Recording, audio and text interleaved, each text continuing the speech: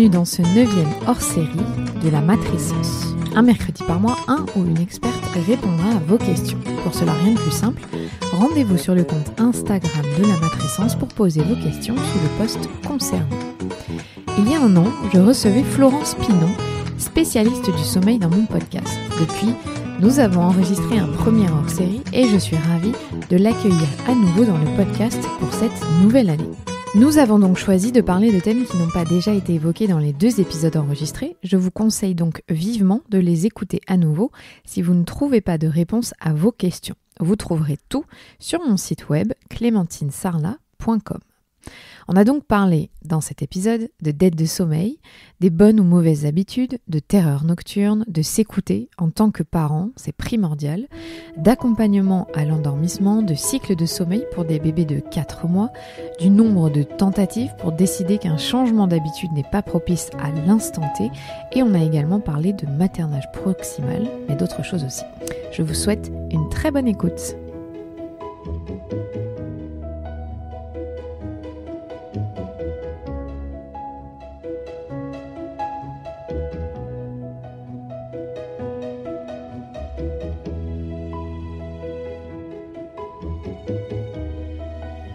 Salut Florence. Salut Clémentine. Merci d'être de retour sur le podcast, je suis trop contente de t'avoir pour 2021. Bah ouais, moi aussi je suis ravie, ça fait 1 an tout pile en plus par rapport à la première fois, c'est génial. C'est clair, il s'en est passé des choses depuis 1 an. Tellement. Mais on n'est pas là pour parler de ça, on est là pour parler de quelque chose de tellement plus précieux. Le sommeil, je suis en plein dedans, je suis ravie des questions parce que je me pose moi-même ce genre de questions avec ma fille, tu vois. Je réécoute tes épisodes pour me nourrir et essayer de recomprendre, donc je sais que c'est précieux. Alors, première question. Oui. Est-ce que trop d'accompagnement à l'endormissement et au rendormissement peut avoir des impacts sur la qualité du sommeil plus tard, car l'autonomie ne sera pas trop acquise, même à 30 ans ou 30 mois, je ne sais pas si tu as écrit 30 ans ou 30 mois passés. C'était la question, je pense que c'est 30 ans, je pense. Ouais, même à 30 ans passés, comment expliquer le besoin d'un doudou, d'un coussin qui nous touche le ventre ou le dos et qui procure une sensation de sécurité? C'est vrai qu'à 30 ans, on peut avoir besoin d'un coussin, notamment celui d'allaitement. Oui, bah ouais, ou même d'une bouillotte, mais en tout cas, j'ai trouvé cette question plutôt intéressante. Et en fait, je pense vraiment très sincèrement que c'est l'inverse, que c'est probablement parce qu'on n'a pas été suffisamment accompagné à l'endormissement ou au rendormissement qu'à 30 ans, on a toujours besoin de ça en fait. Que ce besoin, il n'a pas été comblé justement quand on était tout petit, ce qui fait qu'aujourd'hui, ben non, on a toujours nos doudous, on a encore nos petits trucs comme ça. Et donc, la réponse à la question, elle est non, absolument pas. Trop d'accompagnement ne nuit en rien sur la qualité du sommeil. Maintenant, et ça c'est un truc qu'il faut garder en tête, c'est que nos enfants, quand ils sont prêts, ils nous envoient des signes. Et ça, c'est souvent intéressant d'être attentif à ces signes-là quand tu as un enfant, tu sais, qui a tendance à s'endormir sur le sein, puis finalement, du jour au lendemain, bah, il a du mal à s'endormir sur le sein, il se décroche, il cherche autrement, plutôt que de se dire, attends, il a un problème, bah, peut-être que ça veut dire que peut-être qu'il cherche un autre moyen pour s'endormir, alors pas nécessairement tout seul, hein, mais autrement que sur le sein. Ou de la même manière, quand tu endors ton enfant au bras et qu'il se jette un peu en arrière comme ça, là, bah, peut-être qu'il aimerait bien s'endormir dans son lit avec ton aide, avec de l'accompagnement. Et là, bah, ça peut être pertinent justement de s'engouffrer là-dedans. Mais en tout cas, non, trop d'accompagnement ne nuit en rien du tout. Oui, c'est plutôt le manque d'accompagnement qui nuit. Mais totalement, ouais, totalement. Alors, deuxième question. Bonjour, ma fille de 22 mois est polyallergique alimentaire. œufs, bœuf, maïs, APLV, donc c'est les produits laitiers et de vaches notamment. Elle se réveille entre 10 à 30 fois par nuit. Elle pleure, tousse, se gratte les yeux et se rendort uniquement au sein. Je suis épuisée. Elle a eu un RGO et je pense que c'est peut-être ça qui la gêne, mais comment savoir ce qui ne va pas? Alors, ça c'est pareil, c'est une question qui est... c'est terrible, cette maman, elle doit être épuisée. Vraiment, 22 mois, 10 à 30 réveils par nuit, évidemment polyallergique. Le sommeil, si on veut qu'il soit le plus serein possible, c'est évidemment le premier truc à faire en fait. S'assurer que son enfant va bien. Qu'il n'y a rien derrière qui soit inconfortable, douloureux. Et là, clairement, quand il y a des allergies, il y a inconfort et douleur. Donc, il faut d'abord réussir à diagnostiquer ça, ce qui n'est pas toujours évident, mais il faut réussir à le faire dans un premier temps. Et puis ensuite, soulager quand il y a quoi que ce soit. Donc, elle a eu un RGO. Elle nous dit, je pense que c'est peut-être ça qui la gêne. Comment savoir ce qui ne va pas? Bon, bah, évidemment qu'il faut aller voir un médecin pour vous assurer que... Et alors, c'est pas toujours évident de trouver le médecin qui va réussir à poser le diagnostic, à apporter le soulagement dont l'enfant a besoin. Mais là, de toute façon... Même si le RGO il a été pris en charge, parce que c'est le cas de beaucoup d'enfants qui ont eu un RGO, qui a été traité ou pas, d'ailleurs en tout cas c'est passé, il n'y a plus de RGO, on peut le dire aujourd'hui, néanmoins le sommeil ne s'améliore pas de manière immédiate, tout simplement parce que les enfants ne sont que comportement réflexe. Et si le sommeil, en tout cas la position allongée, donc le sommeil a été quelque chose qui a généré de l'inconfort ou de la douleur, c'est quelque chose qui va perdurer dans le temps en fait. Il va falloir d'abord réussir à recréer une bulle de sécurité affective qui soit pleine et entière pour qu'on puisse ensuite s'attendre à ce que les nuits s'améliorent. Mais il faut d'abord aller voir donc, les médecins, les spécialistes adéquats pour soulager la douleur dans un premier temps. Ensuite, soit prendre patience, soit peut-être aller voir un autre praticien qui va vous aider à travailler sur la sécurité affective de l'enfant, travailler sur les émotions. Il y a plein de choses, kinésiologie, microkiné, réflexologie plantaire, acupuncture. Il y a plein de gens qu'on peut aller voir qui peuvent aider par rapport à ça. Et puis ensuite, on va pouvoir avancer sur les habitudes de sommeil. Mais il faut réussir à débroussailler tout ça dans un premier temps. C'est vrai que 10 à 30 fois par nuit, ça doit être vraiment difficile, que ce soit pour le bébé ou les parents. Hein. Vraiment, ouais. Alors, troisième question. Coucou, à partir de quel âge doit-on commencer à consulter si notre enfant ne s'endort pas seul? Est-ce vraiment important? Je ne pense pas, mais mon médecin dit que oui. Alors ça c'est une question que j'ai vue tellement de fois, je me suis dit ok, il faut absolument qu'on l'aborde, faut absolument qu'on le dise, donc merci à ce parent d'avoir posé la question. Est-ce vraiment important que son enfant s'endorme tout seul? Roulement de tambour? Non, absolument pas. Vraiment pas. Non, c'est pas important, il n'y a aucun souci avec ça. Enfin, l'apprentissage, en fait, dites-vous une chose. Le sommeil, vous n'avez pas besoin d'apprendre ça à votre enfant, ok? Un enfant sait dormir, il dormait dans le ventre de maman, il sait dormir, c'est pas un souci. L'apprentissage, ça va être celui de l'autonomie. Et encore, de la même manière qu'un enfant apprend à marcher, quand tu as peut-être ton enfant à apprendre à marcher, tu ne le mets pas debout. Tu ne prends pas ses jambes pour les mettre devant, pour lui montrer comment il doit faire. Il apprend tout seul. Toi, ton boulot à toi, c'est d'être derrière et de t'assurer que tout va bien. Il est en sécurité, de le soutenir quand il en a besoin, de lui donner la main quand il en a besoin, mais c'est tout. L'apprentissage, il va le faire tout seul. Le sommeil, en soi, c'est la même chose. L'apprentissage de l'autonomie, ça va venir tout seul. Quand ton enfant sera prêt, quand il aura envie, quand il se dira « Ok, c'est le moment », il va le faire. Avec toi, à côté, qui lui dit « Ben ouais, mais regarde, je suis à côté. Si jamais tu as besoin que je vienne te faire un câlin, si jamais tu as besoin que je vienne te lire une ou deux histoires de plus, que je te fasse un massage, que je fasse tout ça, je le ferai. » Mais en soi, on peut très bien attendre que l'enfant, un jour, dise « Ok, là, je vais essayer tout seul. » Avec ses mots, donc à 2 ans, 2 ans et demi, 3 ans, 4 ans, 5 ans. Et donc avoir un enfant qui a de l'autonomie très tardive par rapport à ce qu'on peut entendre aujourd'hui. Ou alors, on peut aider son enfant à avoir un peu plus d'autonomie plus tôt parce que nos schémas de vie font que parfois c'est nécessaire. Mais en l'occurrence, là, par rapport à la question de cette maman, si vous ne pensez pas que votre enfant doit apprendre à s'endormir tout seul aujourd'hui, c'est qu'a priori tout va bien, c'est que votre équilibre fonctionne et dans ce cas-là, il n'y a pas de problème. Vous n'êtes pas obligé de faire quelque chose qui ne vous parle pas, qui ne vous correspond pas. Mais c'est important dans cette question, toute l'ambivalence, elle est dans le doute que le médecin lui renvoie en fait. Oui, c'est vrai. Et c'est tellement dommage. Et c'est ce qu'on entend beaucoup. Il faut qu'à 6 mois, votre enfant dorme dans sa chambre. Mais pourquoi? Et en fait, très souvent, demandez aux personnes qui vous disent ça. Pourquoi? Quels sont les risques? Quelles sont les conséquences? Et là, très souvent, il n'y a pas tellement de réponses en fait, parce que c'est comme ça. Voilà. Et là, il n'y a plus trop personne derrière. Mais parce que c'est quelque chose qui a été inscrit dans l'imaginaire collectif, mais en fait, non, il n'y a pas d'obligation, absolument pas. Alors, 4e question.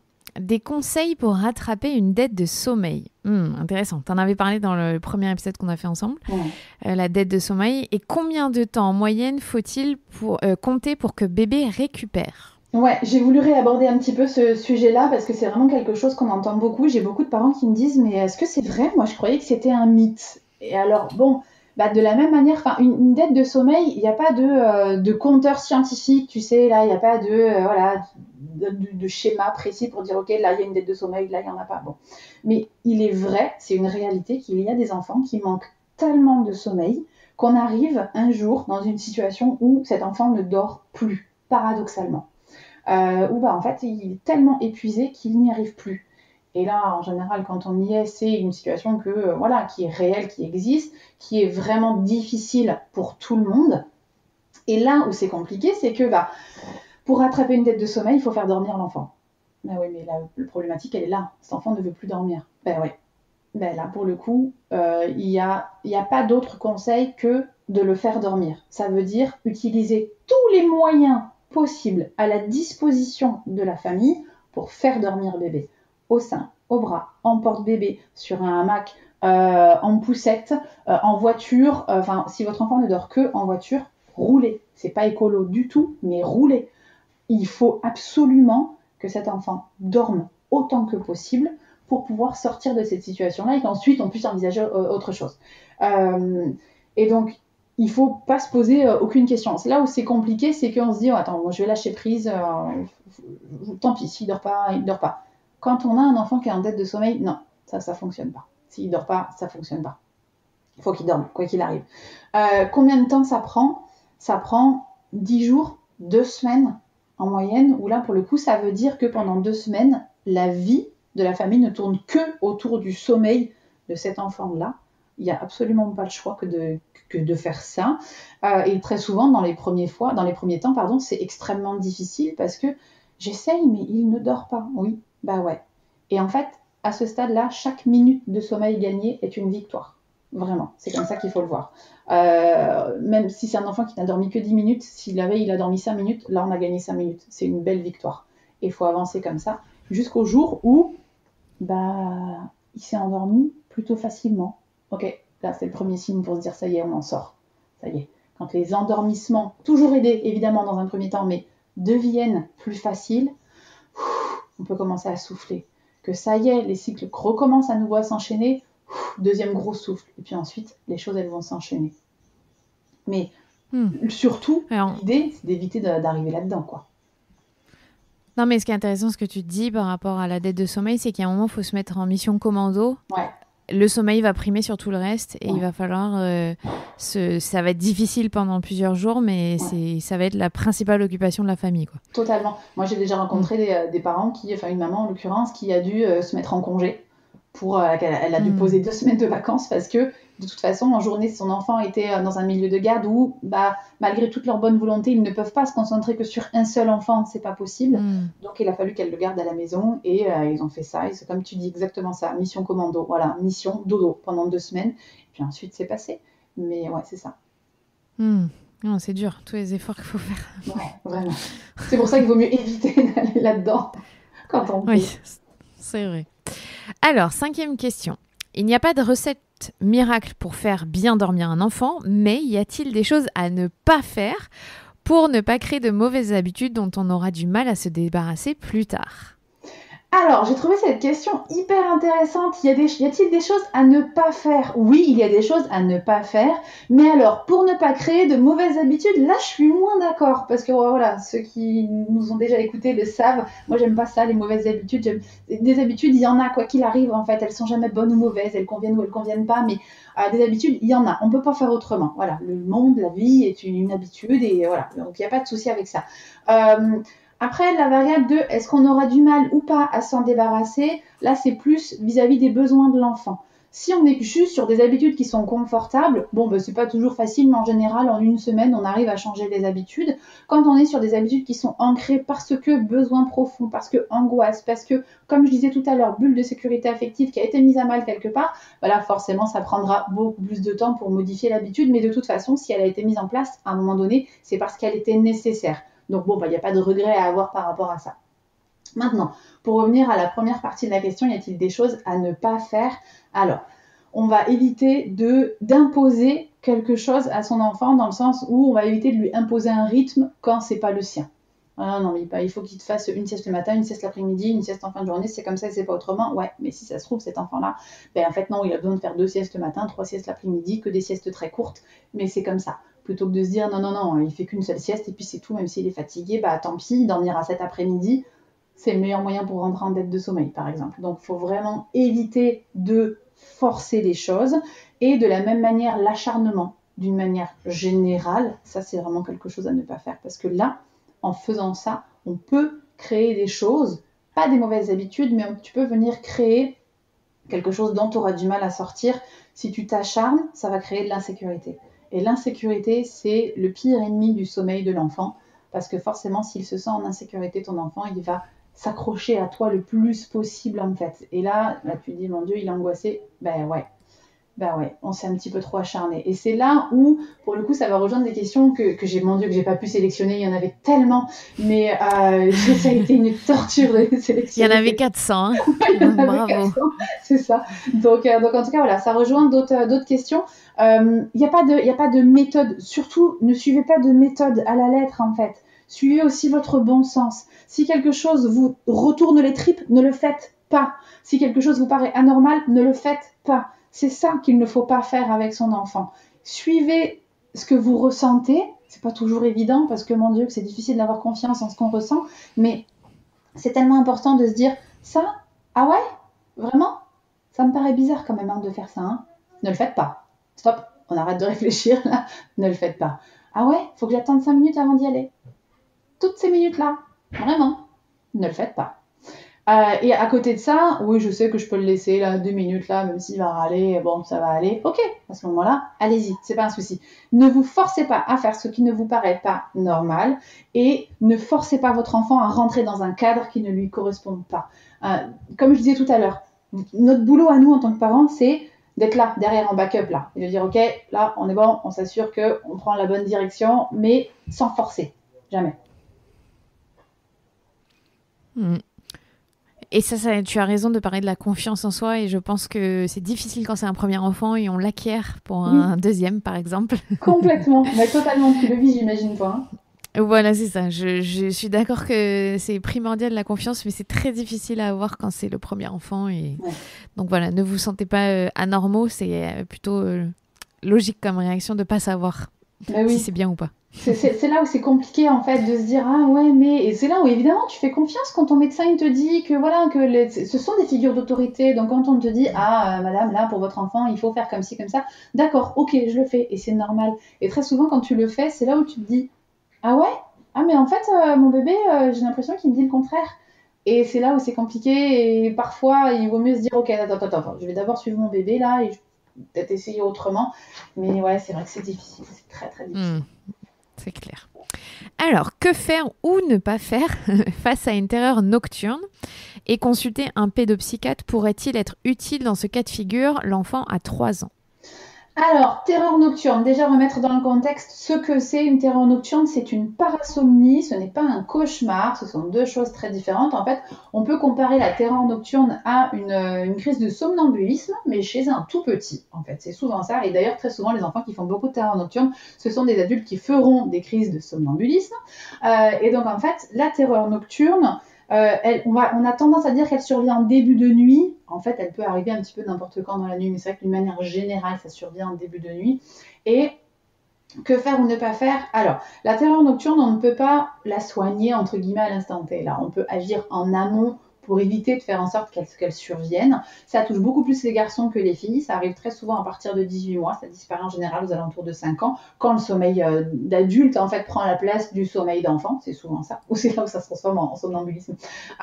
Et en fait, là, à ce moment-là, quand vous faites face à un enfant qui fait une terreur nocturne, il peut être rarement debout. Ça peut arriver. Assis très souvent, les yeux ouverts ou les yeux fermés, allongé dans son lit en train de gémir.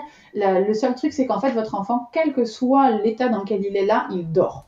C'est le seul truc à avoir en tête. En fait, un cauchemar, votre enfant, il est réveillé. Oh, j'ai fait un cauchemar, j'ai eu peur, il verbalise ou pas. En tout cas, vous arrivez, il vous voit, vous lui faites un câlin, tout va bien. Là, vous arrivez, il peut vous regarder, il peut regarder dans votre direction, mais en fait, il ne vous voit pas. Il est dans son rêve à ce moment-là, dans sa tête. Ça peut être très impressionnant parce que soit il gémit, soit il est vraiment en mode hurlement, d'où le nom de terreur nocturne. Ça fait flipper, clairement. Hein. Ça fait plus peur aux parents qu'aux enfants parce que lui, à ce moment-là, il dort, là, tout va bien dans sa tête. Et en fait, on va éviter de le réveiller. C'est vraiment le truc à ne pas faire, en fait, le réveiller. Vous pouvez tenter d'intervenir pour le rassurer. Parfois, ça fonctionne, parfois le contact de la main fonctionne, parfois le son de votre voix fonctionne, puis parfois ça fonctionne pas parce qu'en fait, vu qu'il est en train de dormir, ce que vous faites là, ça va le déranger dans son sommeil et ça va amplifier la crise. Et donc, en fait, tentez, mais l'idée, c'est de ne pas le réveiller. Pourquoi ? Parce que, comme je le disais, il dort. Et en fait, si vous le réveillez, très clairement, là, votre enfant, il est dans cet état-là, vous êtes décomposé. C'est sûr et certain. Là, en tant que parent, et moi, je l'ai connu, moi, où mon fils m'a fait des terreurs nocturnes, mais d'un autre monde, justement, quand il avait 3 ans. Et en fait, j'étais terrorisée face à mon enfant comme ça. Et si vous le réveillez comme ça, lui, ce qui se passe dans sa tête, c'est qu'il passe d'un état dodo à un état je suis réveillée et en face de moi, c'est ma maman qui m'a réveillée, elle m'a secouée et elle est totalement terrorisée. Ok, qu'est-ce qui se passe dans la tête de votre enfant à ce moment-là ? Oh, mon Dieu, il se passe des choses bizarres la nuit quand je dors. Je suis en danger. Et là, ça peut venir créer quelque chose où je veux plus aller dormir. Là. Il se passe des trucs la nuit dans ma chambre et je veux plus aller dormir. Donc ça, c'est une première chose. Et puis en plus, surtout la terreur nocturne, elle passe toute seule. Ça peut durer 2 minutes, ça peut durer 20 minutes, rarement plus, mais c'est possible. Et en fait, votre enfant ne s'en souvient pas. Il oublie tout ça. Le matin, aucun souvenir. Il peut avoir des terreurs nocturnes la nuit. Le lendemain, vous lui dites alors, t'as bien dormi ? Ouais, pourquoi ? Tout va bien. C'est vous qui avez mal dormi, mais lui, ça va. Et en fait, donc, vraiment, tant qu'à faire, on ne le réveille pas. Vous pouvez tenter de le recoucher, mais vraiment très très doucement, parce qu'il ne faut pas venir interférer avec son sommeil, donc c'est là où c'est compliqué. Et donc, que faire ? On va travailler en amont, limiter les écrans le plus possible dans les quelques heures qui précèdent le moment du dodo. On va limiter les écrans, on va renforcer le rituel, faire en sorte que l'endormissement soit le plus serein possible, on va faire en sorte que bébé ne soit pas trop fatigué. Trop de fatigue, ça vient générer des terreurs nocturnes. Après, ça arrive. Quand c'est ponctuel, pas de souci. Allez voir un pédopsie si il y a 3 terreurs nocturnes toutes les nuits, toutes les nuits. Là, faut s'inquiéter. Là, faut s'inquiéter. Faut se demander. Là, il y a quelque chose qui vient provoquer ces terreurs nocturnes-là. Et ça vaut le coup, peut-être, d'aller consulter un pédopsie pour s'assurer qu'il n'y a pas d'angoisse sous-jacente, qu'il n'y a pas d'événements dans la vie de l'enfant qu'on ne contrôle pas sur le milieu de garde, à l'école, qui font qu'il y a des choses. Ça vaut le coup de gratter, oui. Mais s'il y a une terreur nocturne de temps en temps, non. Il n'y a pas d'inquiétude à avoir, en fait. Ça va passer tout seul. Je pense que ça doit être extrêmement difficile, comme tu dis, de ne pas intervenir. Ouais, c'est dur, parce qu'en plus, on le dit, surtout ne laissez pas pleurer vos enfants. Et là, il est en train de hurler, en fait. Qu'est-ce que je fais ? Et pour le coup, moi, là, c'est ma casquette de maman, je le dis, j'ai réveillé mon fils, et en fait, il me refaisait des terreurs nocturnes derrière. Ça, c'est un risque qui est vraiment infime, mais c'est un risque. Il recommençait son cycle, donc il refaisait des terreurs nocturnes derrière. Et il en faisait 3 comme ça la nuit. Jusqu'au jour où j'ai compris ce que c'était, que j'ai arrêté de le réveiller, et que donc, je pouvais même pas intervenir. Si je parlais, il hurlait encore plus. Si je le touchais, c'était pareil. Donc, j'étais là dans un coin à attendre que ça s'arrête. Ça durait 20 minutes, mais je me rongeais. Mais j'étais dans un état d'angoisse terrible. Et en fait, il se recouchait et il en refaisait plus derrière, en fait. Et ça a fini par passer comme ça. Et je me suis dit, mon Dieu. Et heureusement, parce que j'avais été voir mon médecin, qui avait donné un anxiolytique, mais super élevé, pour mon petit bout de 3 ans. Et quand j'ai lu la notice du médicament, j'ai dit, ouais, on va faire autrement. Et donc finalement, il a juste suffi que je ne le réveille pas. Allez, 7e question. Oui. Bonjour, mon fils de 2 mois et demi dort bien la nuit, 8 heures d'affilée. Je vous envie, madame.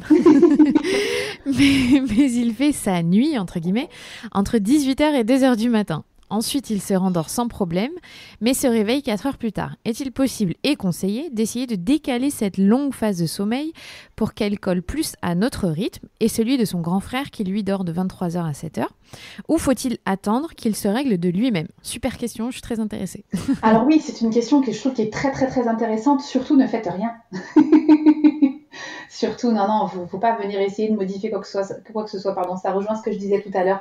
Faut pas tenter de le recaler. Ce bébé de 2 mois et demi, il a bien acquis le rythme circadien, le rythme jour-nuit. Donc 18h, il commence sa nuit, il dort jusqu'à 2h, mais waouh, à 2 mois et demi. Là, en plus, d'après ce que nous dit cette maman, ensuite, il se rendort sans problème, mais se réveille 4 heures plus tard. Donc, il commence sa journée à 6h du matin. 18h, 6h, il fait des nuits de 12 heures avec un seul réveil nocturne. Ne venez pas modifier ça. Il va se caler tout seul. Ça va venir tout seul. Sa nuit, il va la commencer tout doucement de plus en plus tard. Et encore, en général, à cet âge-là, entre 19 et 20 heures, c'est bien, quoi qu'il arrive. Et puis, ce réveil-là, espérons qu'il reste unique d'ailleurs, parce que bon, on ne sait jamais. Mais il va sauter quand ce petit bout n'en aura plus besoin. Mais non, il faut surtout ne rien faire du tout, en fait. Laisser ce bébé, ce petit garçon, pour le coup, se caler son rythme tout seul. Il est déjà très, très bien, ce rythme-là.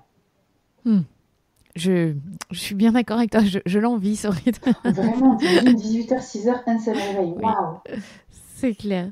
Et puis, je pense qu'il faut qu'on précise, on enregistre ce podcast au mois de janvier, il fait nuit vers 18h, donc Oui. ça joue, j'imagine. Totalement, parce que oui, quand c'est ça. la nuit arrive tôt. Ouais, je parlais du rythme circadien et c'est exactement ça. Ouais, le rythme jour-nuit, 18h, il fait nuit, mélatonine, donc dodo, enfin voilà, c'est totalement normal. Et au fur et à mesure que justement le soleil va se coucher plus tard, mais cet enfant va se caler de plus en plus tard, tout à fait.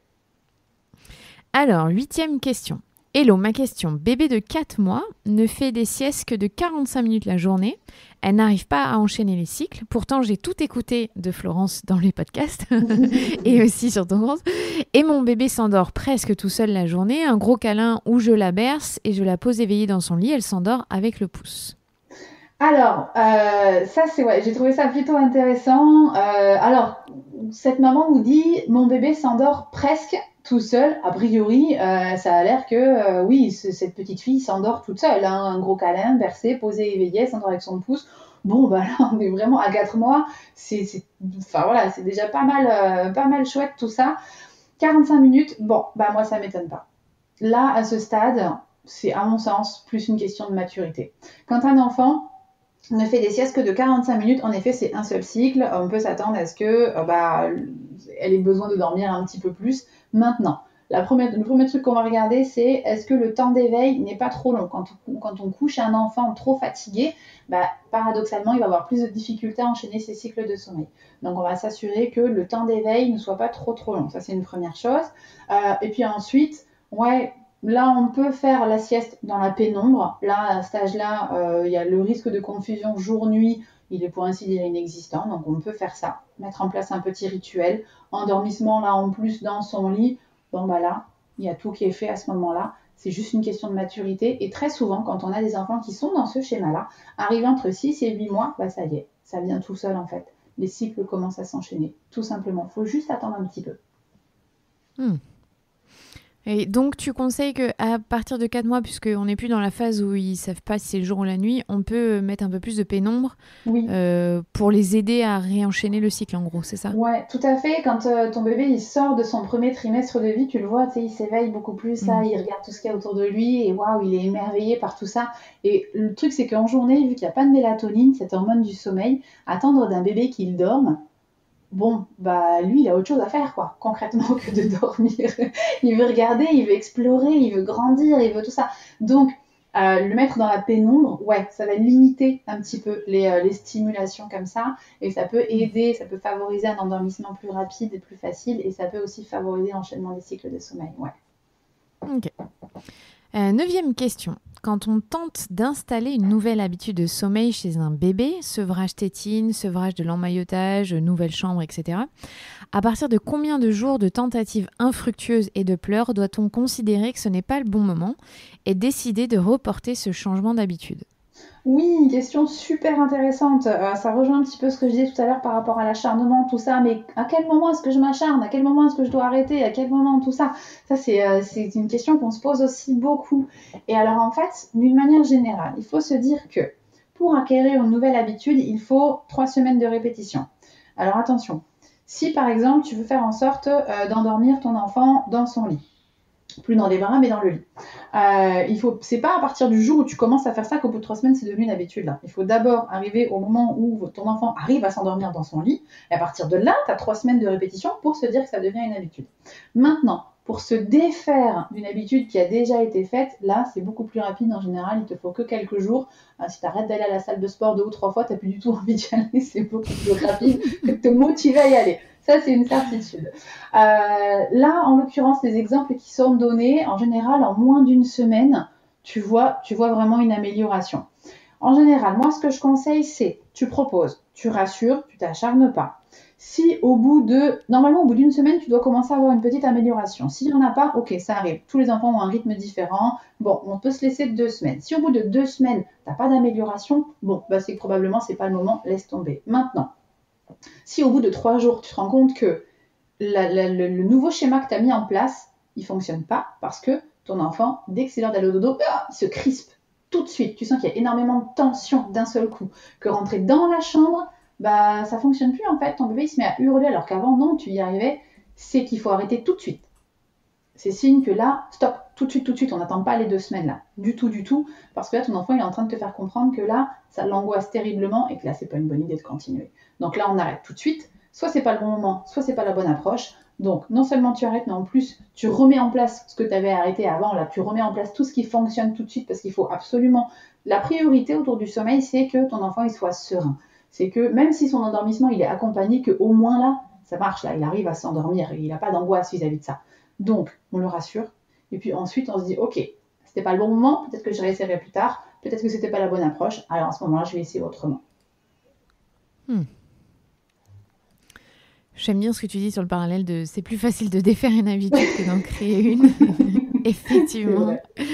Vu comme ça, tu as raison. Dernière question. Alors, est-ce qu'il y a un lien entre maternage proximal, donc pour ceux qui ne savent pas ce que c'est en gros, c'est le cododo, l'allaitement, être à l'écoute des besoins de son enfant, et difficulté de sommeil chez la nounou ou ailleurs, ou mieux, y a-t-il des études qui montrent le non-lien histoire de couper court aux remarques. Donc, est-ce qu'il y a un lien ou non entre maternage proximal et difficulté de sommeil? Elle m'a fait beaucoup rire cette question parce que tu sens l'orientation de la réponse. Je ne sais pas le choix qu'elle te répondre comme le demande la maman. Alors, non, des études, moi, je n'en connais pas. Et c'est vrai que ça serait plutôt pas mal intéressant parce que moi, ce que j'ai, c'est pas les études, c'est mon recul. Et non, il n'y a pas de lien entre maternage proximal et difficulté de sommeil chez la nounou. Très souvent, moi j'entends, la nounou me dit qu'il faut que je fasse ça à la maison. Bon, alors, ce qu'il faut se dire, c'est qu'il faut, il faut prendre un peu plus de recul. Ça revient à ce que je disais tout à l'heure, notion d'habitude ou variable angoisse. Quand on a un enfant, maternage proximal, alors comme tu dis en effet, cododo, allaitement, portage, toute cette proximité-là, ce lien-là, cet enfant va chez une nounou qui, aussi bien qu'elle soit, ne peut pas donner autant à un bébé parce qu'elle en a probablement plusieurs à garder. Et donc, forcément, les choses sont un petit peu plus délicates. Maintenant, il faut savoir que nos enfants, ils sont capables de prendre des habitudes un peu partout là où ils sont. Et donc, à la maison, il y a ces habitudes-là. Chez la nounou, il n'y a rien. Chez la nounou, il n'y a rien. Et donc, c'est une page blanche. Et donc là, à ce moment-là, si cette nounou-là, elle arrive à accompagner ce bébé comme il en a besoin, elle va réussir à mettre en place des habitudes qui vont fonctionner chez elle. Très souvent, ça fonctionne comme ça. Ça peut prendre plus ou moins de temps. En général, il faut se donner au moins 2 semaines avant de se dire, ok, ça commence à s'améliorer chez nounou. Que ce soit nounou, mam, crèche, garde partagée, ce que vous voulez. Hein. Comme on dit, nounou ou ailleurs. Faut simplement laisser le temps à ces nouvelles personnes-là de mettre en place un schéma qui fonctionne avec ce bébé. Et en général, ça fonctionne très bien comme ça. Maintenant, dans certains cas, ça ne fonctionne pas, en effet. Ou il y a besoin d'accompagnement à la maison, puis chez la nounou, là, la mise en place de nouvelles habitudes avec moins d'accompagnement, parce que c'est souvent ça ne fonctionne pas du tout. Et là, en fait, c'est pas le maternage proximal qui pose problème. C'est que très souvent, cet enfant, il a une histoire de vie qui fait qu'il a besoin d'accompagnement. C'est pas juste une habitude confortable, c'est un vrai besoin, c'est beaucoup plus profond que ça. Quand par exemple, il y a quand c'est un bébé préma qui a été séparé de ses parents pendant longtemps, quand c'est un enfant qui souffre d'une pathologie particulière, ou en tout cas qui a souffert, comme j'ai tout à l'heure, simplement d'un RGO, même s'il n'en souffre plus, il a besoin de davantage de sécurité. Peut-être que il peut y avoir plein d'éléments dans l'histoire de vie de cet enfant qui font que il a besoin de cet accompagnement-là. Donc, on y répond à travers le maternage proximal à la maison, très bien. Et chez la nounou, malheureusement, ça ne fonctionne pas. Mais ce n'est pas à cause du maternage proximal. C'est autre chose. C'est beaucoup plus profond que ça. Et donc, soit, en effet, tu trouves quelqu'un, une professionnelle qui va être capable d'apporter à ton enfant ce dont il a besoin, soit ça ne fonctionne pas. Et dans ce cas-là, l'idéal, c'est de réussir à répondre à ses besoins autrement. Merci Florence, on a fait le tour. Je pense qu'on pourrait faire 100 000 questions de plus, mais bon, il y a aussi ce que tu racontes, c'est que chaque enfant est différent, chaque cas est différent, donc c'est pas toujours simple de donner des grandes lignes, mais je trouve que personnellement, tous les conseils que tu as donnés dans les précédents épisodes et tout ça, de les écouter, ça donne quand même une vision sur ce qu'on peut mettre en place et je trouve que c'est précieux. Donc merci beaucoup en tout cas d'être là pour nous les parents. Ouais, avec plaisir. J'ai essayé de sélectionner des questions qu'on n'avait pas abordées dans les 2 premiers. Donc j'ai vu qu'il y avait beaucoup de questions qui reprenaient des trucs qu'on avait déjà abordés. Donc je me dis que à la limite, n'hésitez pas à aller réécouter les premiers en plus de celui-là. Comme ça, je pense que là on n'est pas trop mal en termes de sommeil. Là, je pense qu'on a abordé pas trop mal tous les sujets. Merci Florence. Avec plaisir, merci à toi Clem. C'était le 9e hors-série de la matrescence avec le thème du sommeil et Florence Pinon, spécialiste du sommeil qui a créé l'entreprise Bébé au calme. Je vous souhaite une très bonne fin de journée, de week-end ou de soirée, je ne sais pas. En tout cas, on se retrouve le mois prochain avec Héloïse Junier.